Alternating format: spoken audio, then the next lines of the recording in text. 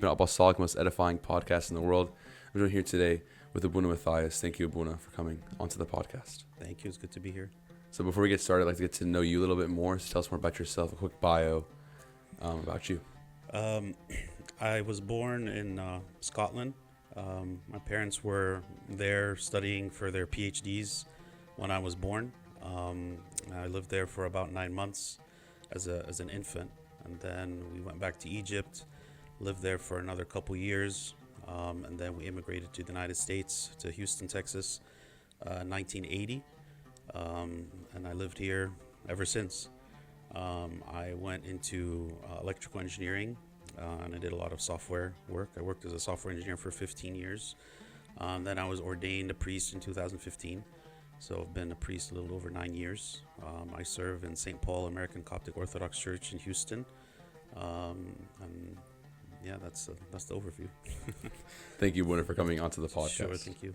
So before we get started on the topic today, we're talking about evangelism as well as Coptic Reader. I'd like to get to know a little bit more about your faith in your life growing up. So my first question for you is, for a lot of us growing up in the faith, it's very easy, especially growing up here in the West, it's very easy for us to be kind of like in and out of our faith and kind of just like lukewarm and going through the motions and just showing up to church because mom and baba told us to and all that stuff. But at some point in our life, we have to take ownership of our faith, and we have to, really latch on to who we are as Christians. What was that moment or that time period for you that, caused you to kind of really take your faith seriously? And how did that kind of walk me through that phase of life? So actually, when my family, when we immigrated here to the U.S., there was just one church in Houston, which is a St. Mark church. But at the time, there was some conflicts that were happening in the church, and the church was not open. And there was, I don't want to get into it, but there was a lot of conflicts. And so we lived in a place called Clear Lake, which is kind of far away. It's like a 45-minute drive from there. And because my family didn't have any connections with anyone in Houston, we actually started to attend a Catholic church in Clear Lake at the time. So I was baptized in the Coptic church in Scotland, actually, when I was born. But I never really had any experience attending the Coptic church growing up, because even after all the conflicts, thank God, in the church kind of were resolved at the time, this back in like 1980, I never really was exposed to the Coptic church except very little. But throughout my life, like there were several challenges and problems that happened in my life that kind of caused me to remain close to God. I would read the Bible every day, but I definitely was not, even though I was technically Orthodox, but I wouldn't say that I was Orthodox in practice. And I didn't know anything about the Orthodox Church. Actually, to be honest, I didn't have a very high opinion of the Orthodox Church. I kind of felt, these people, they're so legalistic. They everything is all about rites and rituals. I wasn't very close to the Catholic Church either. I was an independent Christian, like on my own. I would read the Bible, I would pray, I would do my own thing. And at the time I felt that was sufficient, and that was fine. I even attended Protestant church for some time growing up. But then at some point, actually, because of a particular friend, a Coptic person that I had met in high school, he would always invite me to come to the Coptic church. And when I was doing my undergrad at UT Austin, he also was there at the same time. And whenever Bishop Yusuf would come, at the time the diocese was much smaller, and so the bishop, he could come very often, unlike now where the diocese is so big. But he would always invite me. He would say, the bishop is coming, to give a Bible study. Do you want to come? And I'm like, who's that? I don't even know what you're talking about. But I would always refuse. But thank God, and really like a testament to, when we're speaking about evangelism and persistence, right? He continued to persist for years, inviting me to come to the church, inviting me to come to Bible studies.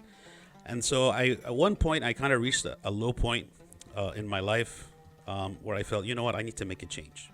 Even though I wasn't necessarily convinced about the Orthodox faith, but, I wanted different friends. I wanted to have a different kind of life. So I finally agreed. And I started coming to a youth meeting that would be on Fridays at St. Mark here in Houston.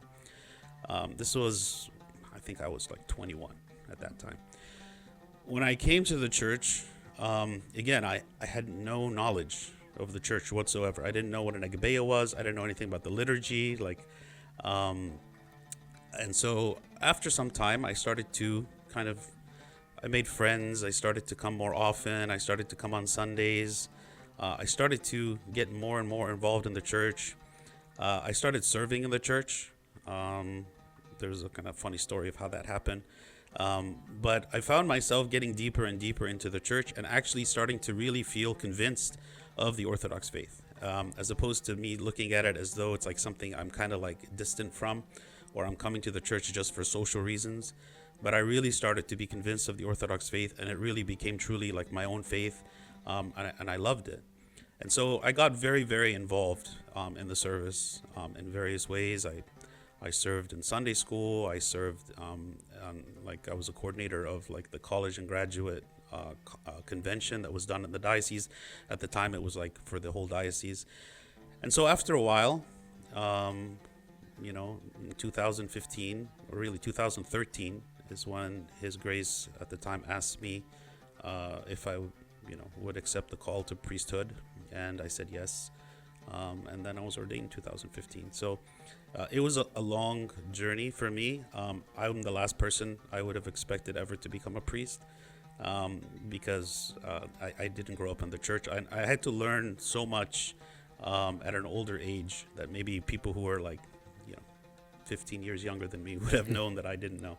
But thank God. I mean, I really see the hand of God working from the beginning, kind of leading me in this path. And when I look back at it now, like, I thank Him for all the kind of the challenges and the problems and the trials that I went through to get here. I really see like the hand of God in the whole thing. That's a beautiful story, and I think it's a definitely testament, like you said, about the hand of God working. And I'd like to delve more a little bit into those college years, being a college youth myself. I think college is one of those is a time period in life that's very vital to your development as a person.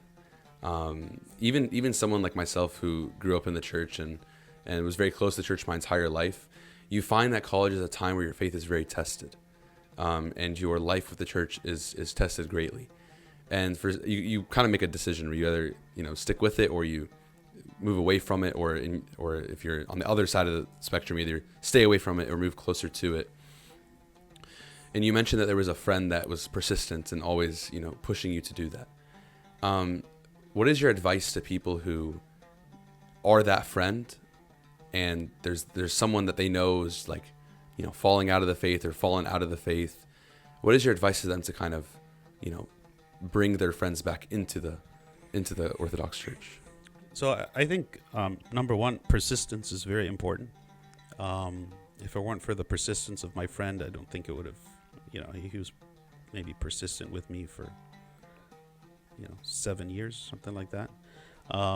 So persistence is very important. Don't give up on your friend. Like, if you feel like you have a friend who's like a lost sheep, or someone who's just, needs to come to the church and hasn't been coming, don't give up on them. Continue to follow them and to persist, but do so in love, and be a good example.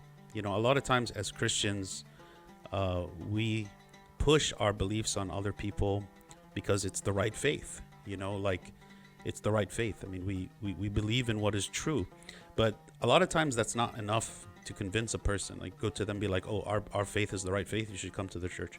What they really need to see is an example that is a reflection of God's love, right? When you see a person in the community who behaves differently than everyone else, who never curses, who's always kind, who's always thoughtful, who always is honest, never takes any opportunity to lie or to cheat, that person is someone who's going to attract attention to them because of their way of life. So I think the best way to attract someone to Christ is to be a good friend, to be thoughtful to them. Also, we don't have to think that the only way to attract someone to the church is from them necessarily to come to a Bible study or to come to the liturgy. There's a lot of things that the church can do through fellowship that maybe can be attractive to people who are not ready yet to come to the church for a spiritual reason, but they just want some kind of fellowship. Actually, this was primarily the reason I came to the church. I didn't come to church because I decided, I believe the Orthodox Church is the true church and the one true faith, and that's why I should come to the church. I came because I wanted friends. And because there were people in the church that were friends and patient with me, patient because I was clueless, and maybe even at times hostile to some of the things in the church. Because people were patient with me and they just kind of let things go, over time I began to change, and I never felt rejected, right? I think back now about some of the things that I did or said, and I think like, wow, like I was pretty forceful. There were some things that I just like didn't get, and for that reason I was very stubborn in a lot of the ways that I acted. And yet again, people were very welcoming. My father of confession, who I was serving, in his church, was also very patient with me as I tried to figure all of this out. And he guided me in that. So I think being persistent, being gentle, being a good Christian example, and letting God work. Sometimes we think that we are the saviors. We are the ones that are bringing a message of salvation, and it's all on me to bring someone to God. No, actually, it is primarily the work of God. We are like the tools in the hands of God to do this work. And so, we go and we do our part, and we show love and kindness, and we declare the truth, but then we let the Holy Spirit work. And if a person chooses to reject the faith in the end, it's not because of my failure. That's their decision, that's their choice. So it's important not to also be discouraged. Like if things don't work out the way that we want, not to be discouraged, but to keep persisting and praying for that person and asking that God would show them and illuminate the truth to them, because it can definitely happen. I really like that point of it's mainly God's work, and it's not necessarily like we just kind of plant the seed and kind of go about our day. Yeah. And I think it's very easy to lose sight of that, and it's very easy to kind of latch on and think that, and believe really that it's all up to you. And I think there's a like you mentioned, there's a danger in that, in that mindset. So I wanted to ask a little bit more about evangelism and about, how to kind of evangelize in the world that we live in today. So you're a priest at an American Coptic Orthodox Church. My first question for you is, based on your life story and you're coming to the faith at a later age, do you think that has benefited you in your service, in serving in for more of an evangelistic mindset as a priest? For sure. And one of the reasons is that I kind of know what it feels like to be an outsider, and I know what it feels like to not know anything. I know what it feels like to come into a group where everyone else is kind of on the same page, and I'm clueless as to what's happening. I remember the first Good Friday service that I attended. My friend, he's a jokester, so he was with me, and so he was kind of telling me what's going to come next, and he said, "Oh, now we're going to do 400 Lord Have Mercies." And I'm like, "What? You do 400 Lord Have Mercies?" And he was like, "No, I'm kidding." I was like, okay. And then I waited, and then the priest said, "Oh, now we're going to do 400 Lord Have Mercies." And I was like, I looked at him. So definitely, in the Orthodox Church, there's so much to be lost in, right? There's so much history, and there's so many rites, and there's so many beliefs, and there's so many ways of expressing our faith. And to a person who's coming from the outside, it's so easy to be lost. I feel like one of the things that I felt was so important as a priest, establishing a system of service for evangelism, was placing so much emphasis on education. Because to a large extent, we expect that children who grow up in the church, just through Sunday school alone, grow up and have a very good, well-rounded understanding of orthodoxy, well-rounded understanding of the saints, well-rounded understanding of the liturgy, well-rounded understanding of many things. Imagine that you're an adult, who's coming into the church, let's say in your 30s or 40s, and you've never had the benefit of attending Sunday school. You don't know any of those things. You're coming with the understanding of a child. So when we make assumptions as to, it's okay, if you're, an adult, that means we assume that you have a certain knowledge of the faith. Maybe this makes people uncomfortable, and we need to provide the tools that even a person who is an adult can grow and learn in the faith. I try to place a lot of emphasis on different programs that we have in the church for learning and self-paced learning, to give people the tools that they need to kind of grow into that. That's one. Another thing that's very important for evangelism is the feeling of being welcomed, right? I don't want people to come into the church and feel like they are different, or to feel like they are outsiders, or to feel like, everyone's looking at them. I tell the congregation, and I make a big emphasis on being welcoming and greeting and making people feel accepted, because at the end, this is God's house. Like I use the example, like, when you're in your house at home, most people lock their door, right? Because it's your house, and you control and decide who comes to your house and who doesn't, right? But in the house of God, we leave the house of God unlocked. Like, when we're in the church, we don't lock the door, right? Because it's not our house, it's the house of God. God says this house is open to the entire world. Anyone in the world can enter into the church at any time, and God is asking us to serve them and to treat them as family, as one of his children. God is calling them to be one of his children. So I think education, fellowship, and providing opportunities to grow and to make friends in the church is a big part of what would help someone who is coming, who is like American, who is not a Coptic person, feel like the church is accessible to them, like the church is providing a pathway where they can actually become just as native to the church as someone who's been in the church for 20 years. Yeah. So when you talk about that accessibility and that education, what exactly about like what are the educational pushes that you have as a priest here at St. Paul's?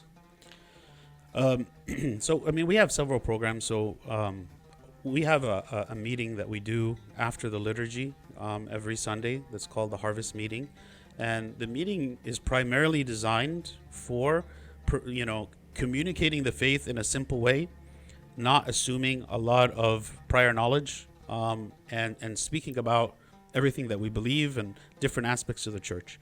It's designed to be the place where, if you want to invite your friend to come to church, this is where you would invite them to come. And over the years, we've talked about a lot of things. We've talked about, where did the Orthodox Church come from? What is the church? We've talked about comparative theology, comparing our faith to other faiths. We've talked about a lot of the fundamentals that maybe a person should be learning in Sunday school, but I'm presenting it at like an adult level. We also have a program, we call it the Orthodox Faith Course. It's an 18-month program. It's a self-paced online program where you watch videos and you take quizzes, right? In order to you test your knowledge to see okay, are you growing in knowledge? There's a lot to learn, right? There's a lot to learn. We have another online program called the Orthodox Hymns Course, which is, if you want to learn the basic hymns of the church, you take this online program, and you learn the hymns, and then you record yourself chanting the hymns, and you submit it to the servant that's responsible for them to kind of make sure that you're on track. We just recently released a new online program for the Bible. So we took pretty much many of the years worth of Bible studies that I've been giving over the years, and we packaged them also in the form of online courses where you listen to the Bible study and then you answer questions about it. So all of these are means to try to get people who are otherwise busy, they're adults, they have families and kids and jobs, to incorporate spiritual growth and education throughout their daily life. So a lot of it is online programs. In addition to the things that we offer in the church, like we have a Bible study, of course, every week. And of course, all of these things are open to everyone. But there is a large number of people in our congregation that did not grow up in the church. And so that's why I feel these kinds of programs are so important, because we don't just assume everyone has that kind of depth of knowledge after attending Sunday school for 12 years, 15 years, or however many years. I love that. The online program thing. I think it's very unique, and it's also something that it's leveraging the world that we live in. And I think that's something that the Orthodox Church is trending towards and should be trending towards, is taking the things that the world has to offer and baptizing it in our faith. The same way how St. Mark took the Egyptian culture and baptized it into what we now know as Coptic Orthodoxy. I think it's a very valuable thing. So that's the educational side of things. There's also a fellowship side of evangelism. And you mentioned telling people about to be accepting that this is God's house and not your house. How can we as an Orthodox Church kind of cultivate this mindset of being a persecuted faith in Egypt, and a lot of our parents or even our peers coming from that background of their faith is being persecuted, and when you're persecuted, you want to close the doors very tight, to coming to America where the door should be opened?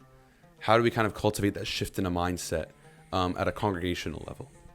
So, I mean, that's a great question, and I think you hit it.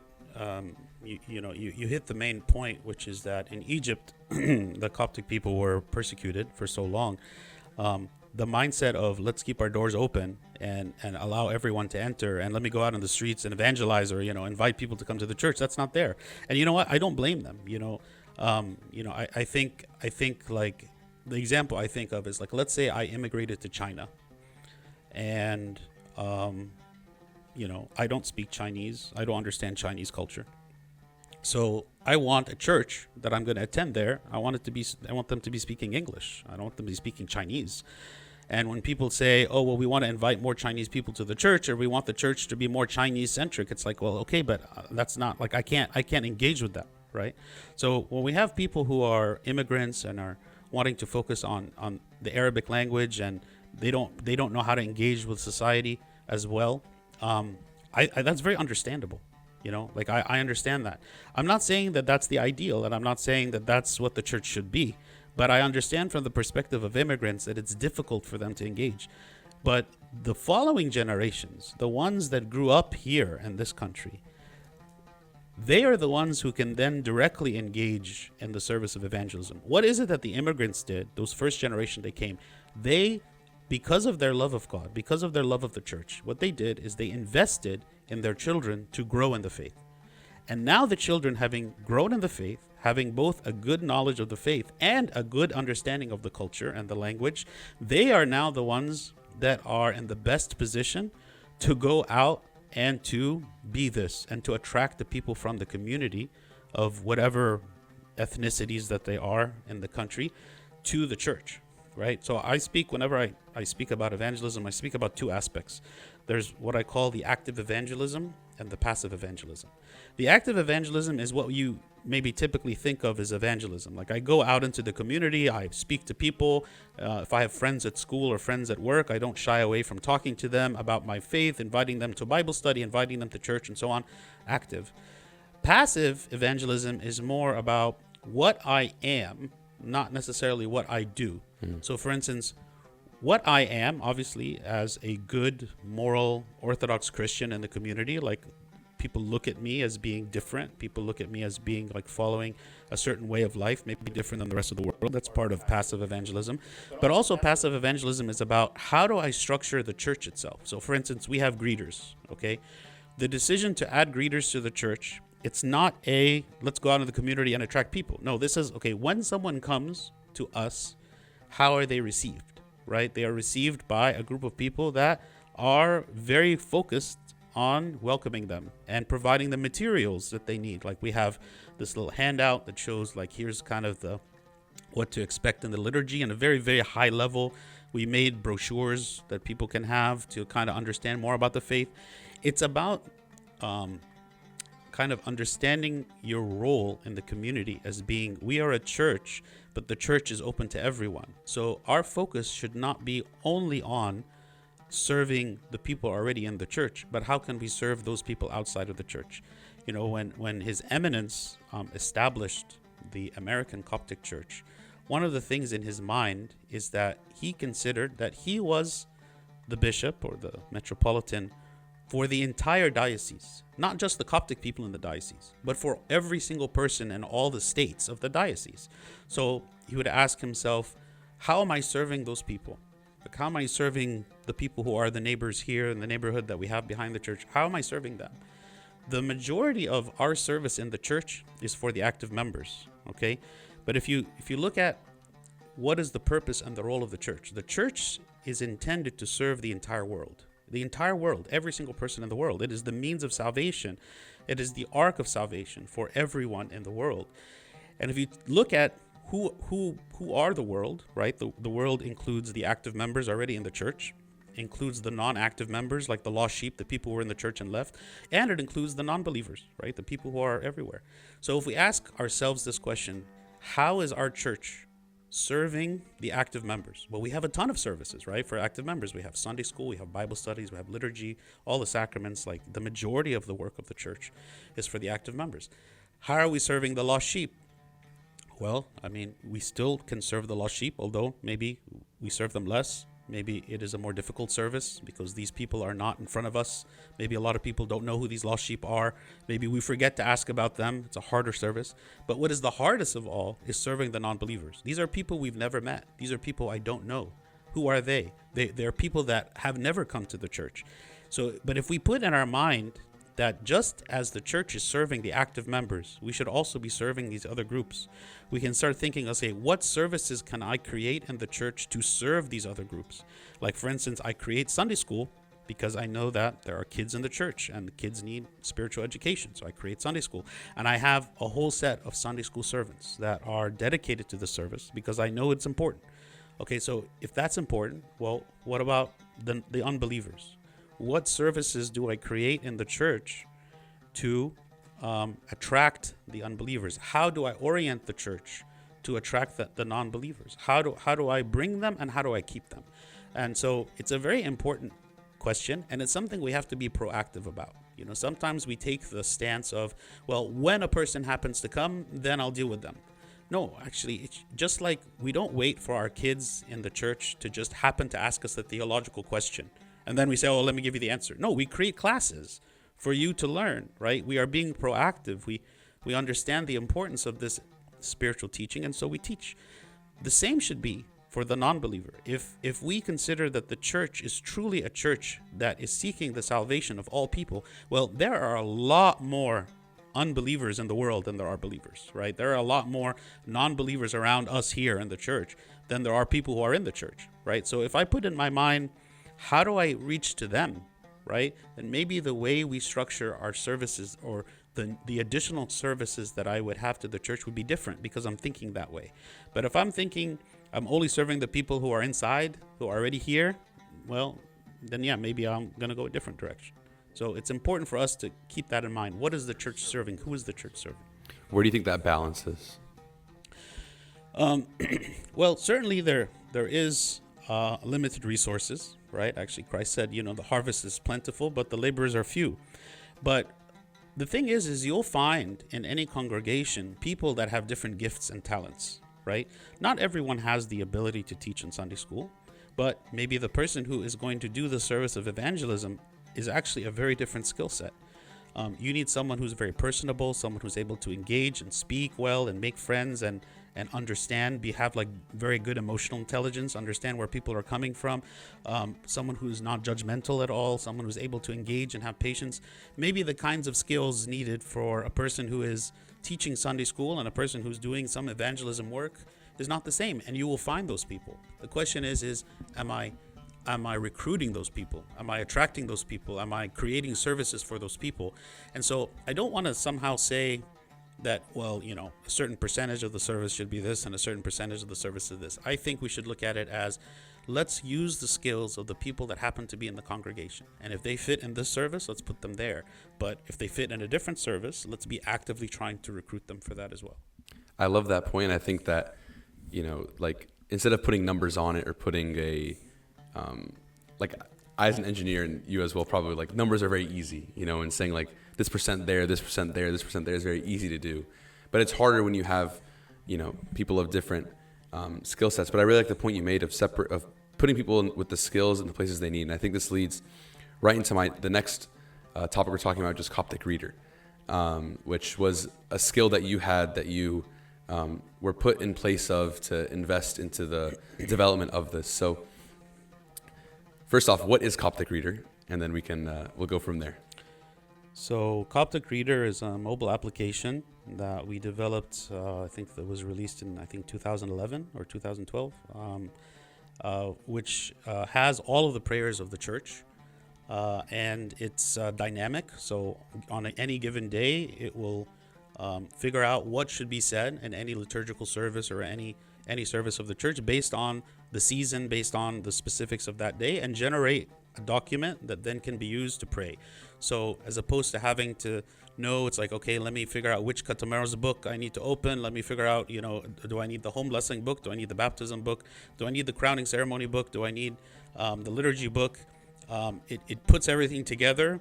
And so it makes it very easy. You just start at the top and you go through and then you're done at the bottom, as opposed to having to jump around in a lot of places. So that is the purpose of the app. It makes the prayers of the church easily accessible to everyone. And so what was kind of the drive of creating this app? And why did you find yourself in the development of it? So that's an interesting story. So what happened is, back in, I think, 2010, around 2010, the diocese had been working for maybe close to 10 years on a book called the Service of the Deacons. It's a red book. Probably no one has seen it. I actually have it. Okay. I think very few people will have seen it because Coptic Reader pretty much took everything inside of it and incorporated it in the app, and it just made it more accessible. But it was really based on the efforts that so many other people had done. But what happened is that book was released. And when that book was released, I was at the time a deacon at St. Mary's Church here in Houston. And there were two other deacons there who came to me and they said, can you make an app? They knew that I was a software engineer. They said, can you make an app that pretty much has this book in it? But at the time, I was very busy and I kept pushing off this idea. And it's like, why? We don't need this. Just get the PDF file of the book. And that's sufficient. If you're going to make an app has to have more functionality than just having a PDF file of a book that you can just reference on your phone. So after some nagging, they kind of convinced me to do a little bit of tests to see how feasible this project would be. But I told them, if we're going to do it, we're going to make it so that it's dynamic and it figures out what should be said on any given day. And part of my reasoning for that is, I was ordained deacon at an older age. I didn't grow up in the church. I was 30 years old when I was ordained a deacon, and I was very lost and clueless in many things, right? I didn't know a lot of the rules. I didn't know what should be done at different times. And so I kind of wanted, putting myself in that position to be like, it would be great if there was an app that could help me to do that. So I started doing some tests, and I had never written a mobile application before. And this was the early days of mobile applications. So if you think like the iPhone, I think it was released in 2008, 2007. So this was very early on. Like smartphones were not yet like a super mainstream thing. And a lot of the current frameworks and software libraries that exist today for writing mobile applications didn't exist. So I started doing some testing. And at the time, Android had just updated so it would allow the Coptic font to be rendered correctly on the phone. That was it just happened. And so after I did these tests, I figured out, okay, I think we can do this. But the original plan was not to include all of the prayers of the church. It was just, we're going to include the service of the deacon book, right? So it was going to be dynamic, but it weren't going to have the entire liturgy. We were never planning for this to be something where you can display the prayers on a screen. This actually was never intended to be used outside of our church, and even then, just like a group of deacons. So I started working on it, and as I was working on it, I felt like things were going well. It was progressing well, and I thought, okay, well, why don't we put the whole liturgy? Like, why just certain parts? So started adding the whole liturgy. And then when we did that, it's like, well, why don't we add the Agpeya? Why don't we add the Psalmody? Why don't we add this and this? So we started gradually adding more things, and I can't remember exactly how much of this was completed for the first version. The first version, it took about a year of development for the first version to be released. But then after it was released, started seeing a lot of people started using it. Even people in other churches. I would go to other churches, people would have it, which was surprising. This was never the intent. It's not like we sat down and said, hey, let's write an app to pretty much be used by all churches in the world and all Coptic people so that they would have access to all these prayers. That was never at all the intention. So when I started to see other people using it, of course, it was encouraging, kept adding more things. And then, Yusuf, he would send me other things and ordination prayers and like all these other things. And eventually you started to build up a big, library of things. At the time, it was just the Android version that was released. I had no intention of creating an iOS version. I'm not a big fan of Apple.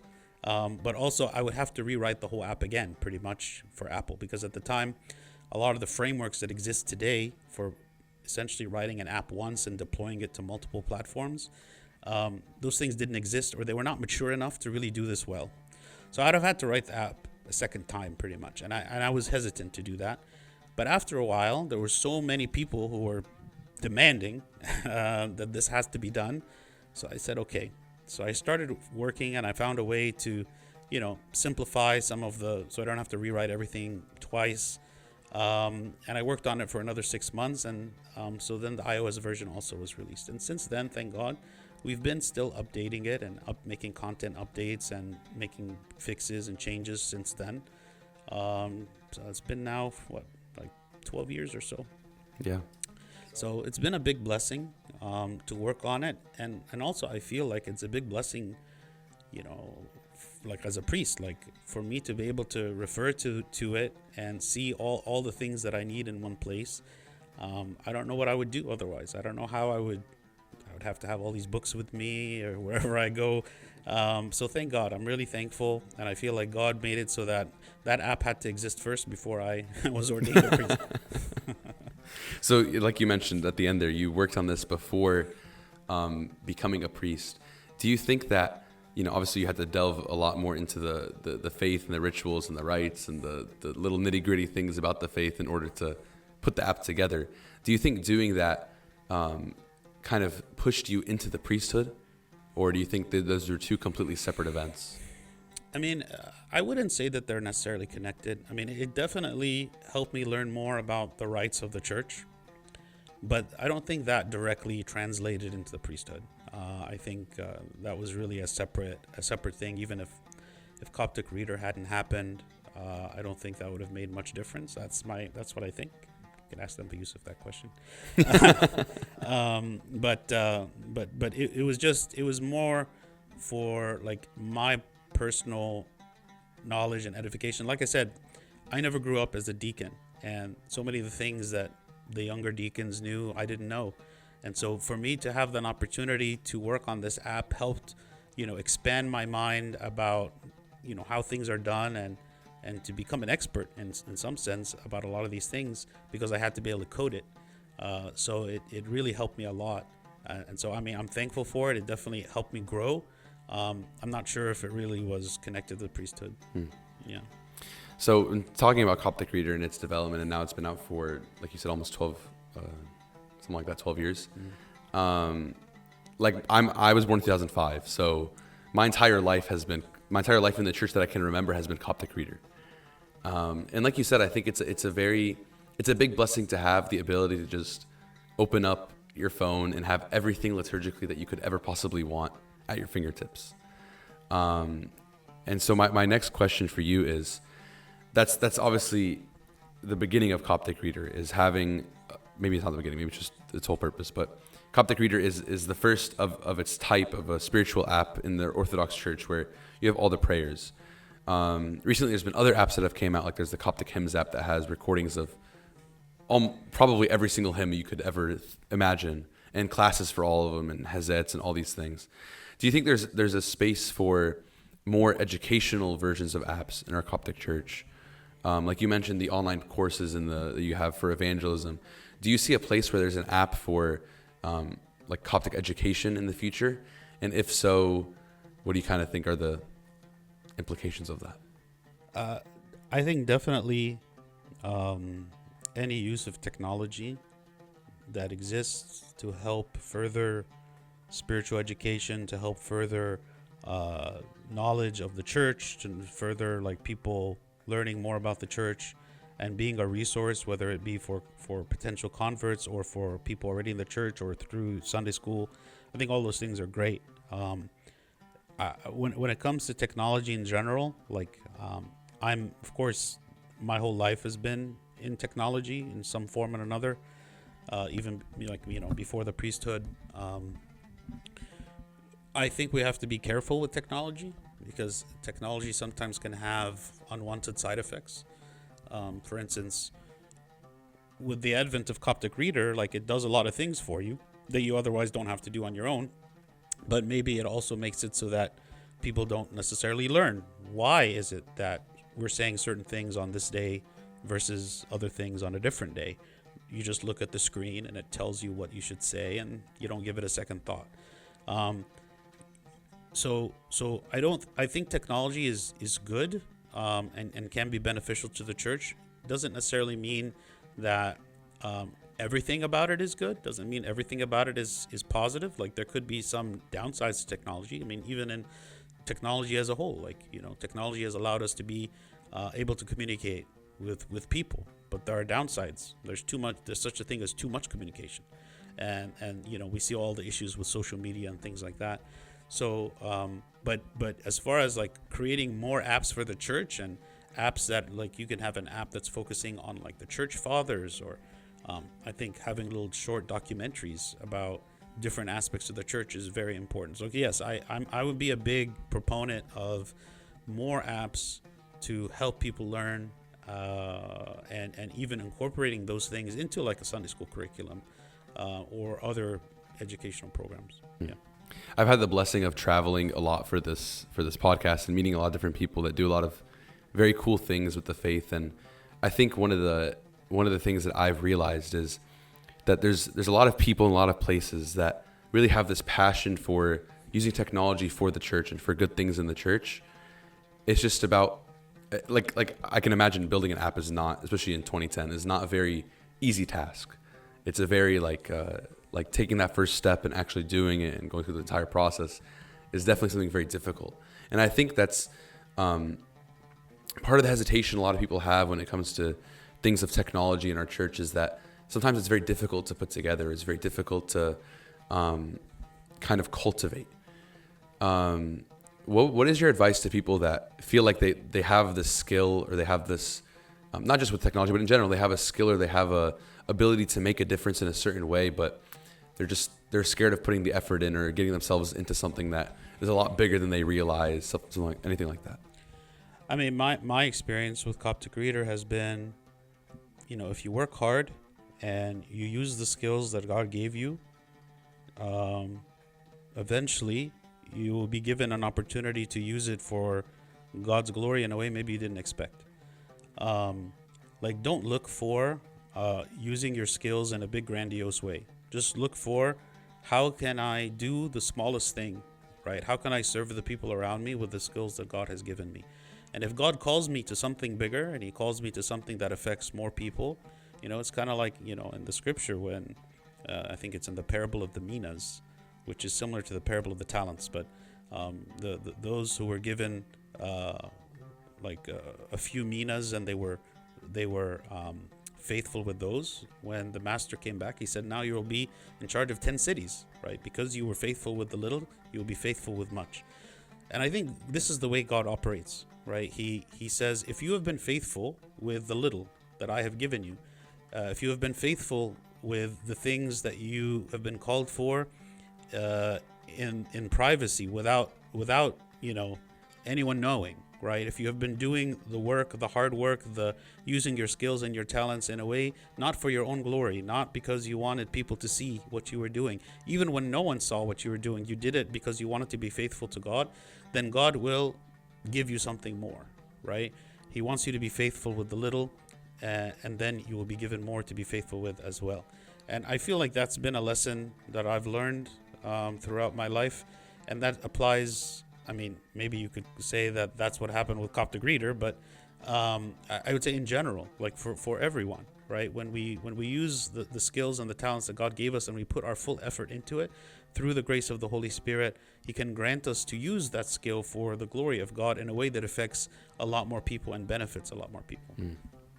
I really like that. And I think it's a very true point that like God has this desire to make us faithful over more things. Like, he has this desire in him to give us more. It's not like he's holding back. Like, he wants to continuously give and give and give to us, but it's up to us whether we want to be faithful with the small things in order to take on the bigger things. So I have a couple of concluding questions for you.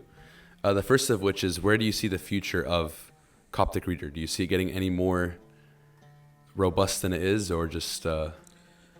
Definitely as a priest now, I have less time to focus on it than I did before. But we're still really, the only changes that have been made to it are just content changes. And we're making content changes constantly. Of course, I'm working on it every week still.